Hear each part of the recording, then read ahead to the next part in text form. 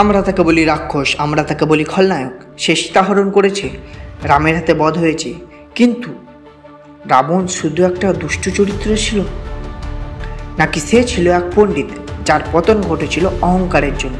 চলুন আজ জেনে নেওয়া যাক সত্যি কে ছিলেন এই রাবণ। রাবণের পিতা ছিলেন পুলস্ত্য ঋষি। তিনি একজন ব্রাহ্মণ এবং ঋষি ছিলেন। মাতা ছিলেন কেকশী, তিনি অসুর বংশের রাজকন্যা ছিলেন। রাবণ অর্থাৎ রাবণ কথার অর্থ হলো যে কান ফাটিয়ে চিৎকার করে। নামটি এসেছে তার ঋষিদের ওপর অমানবিক অত্যাচার থেকে। দশমুখী রাবণ, দশমুখ বাস্তব নয়, প্রতীকী জ্ঞানের 10 দিক। বাল্মীকির রামায়ণ অনুসারে রাবণ অসাধারণ বিদ্বান ছিলেন। শিবের প্রতি গভীর ভক্তি ছিল। শিবতাণ্ডব স্তোত্র রচনার কাহিনী লোককথা, কিন্তু মূল রামায়ণে তার উল্লেখ নেই। তপস্যা করে বহু বর লাভ করেছিলেন, ব্রহ্মা থেকে অমরত্ব ব্যতীত প্রায় সব কিছুই। রাবণ লঙ্কা দখল করেন তারই ভাই কুবেরের কাছ থেকে। রাজা হিসেবে দক্ষ ছিলেন, লঙ্কা সমৃদ্ধশালী, সাজানো গোছানো ও ভয়ঙ্কর। কিন্তু তার রাজত্বে অসুর শক্তির জয় ছিল। ঋষিমণিদের তপস্যা ব্যাহত হতো। ঋষিরা ব্রহ্মার কাছে অভিযোগ করেন, তাই বিষ্ণুর অবতার শ্রীরাম জন্মান।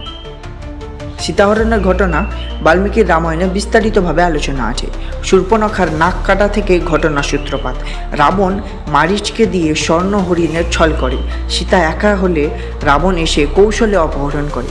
রাবণ সীতাকে স্পর্শ করেননি, সীতার সম্মান রক্ষা করা হয়েছিল, কিন্তু অপহরণ করেছিল। এটা গুরুতর একটা অপরাধ। এখানে রাবণের অহংকার, প্রতিশোধ ও লোভ সব একসাথে প্রকাশ পায়। রাম রাবণ যুদ্ধ 7 দিন চলেছিল। কুম্ভকর্ণ, ইন্দ্রজিৎ প্রমুখ নিহত হন। রাবণ একাধিকবার পরাজয়ের পরও আত্মসমর্পণ করেননি। অহংকার চূড়ান্ত। রাবণ ছিলেন উচ্চ জ্ঞান সম্পন্ন, শাস্ত্রজ্ঞান, তন্ত্র সাধনা, কিন্তু সে নিজের অহংকার ও ক্ষমতার জন্য অন্ধ হয়ে গিয়েছিল। সে ভাবত কেউ তাকে হারাতে পারবে না, ব্রহ্মার বরলাভের গর্বে।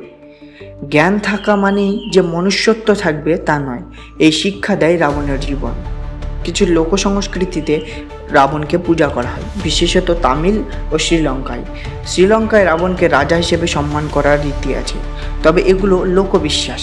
বাল্মীকির রামায়ণ অনুযায়ী রাবণ ছিলেন পতিত রাজা। রাবণ খলনায়ক ছিলেন কারণ তিনি সীতা অপহরণ করেন, ঋষিদের কষ্ট দেন, কিন্তু তিনি শিক্ষিত ও গুণীয় ছিলেন। দোষ ও গুণ একসাথে ছিল। রাবণ এক ত্রুটিপূর্ণ মানুষ, যিনি পতন ঘটান নিজের অহংকারে। আমরা তাকে দেখতে পারি সতর্ক বার্তার প্রতীক হিসেবে। জ্ঞান ও ক্ষমতা সঠিকভাবে ব্যবহার না করলে কি হয়? রাবণ একদিনে রাক্ষস হয়ে ওঠেনি, আর রামও একদিনে ঈশ্বর হননি। এই মহাকাব্য শুধু ভালো আর খারাপের গল্প নয়, এ এক মানবিক শিক্ষা, অহংকার, ইচ্ছা ও শক্তির ব্যবহারের গল্প। তুমি কি মনে করো, রাবণ শুধুই এক খলনায়ক, নাকি এক পতিত বীর যার ভুল সিদ্ধান্ত তাকে অন্ধকারে ঠেলে দিয়েছিল?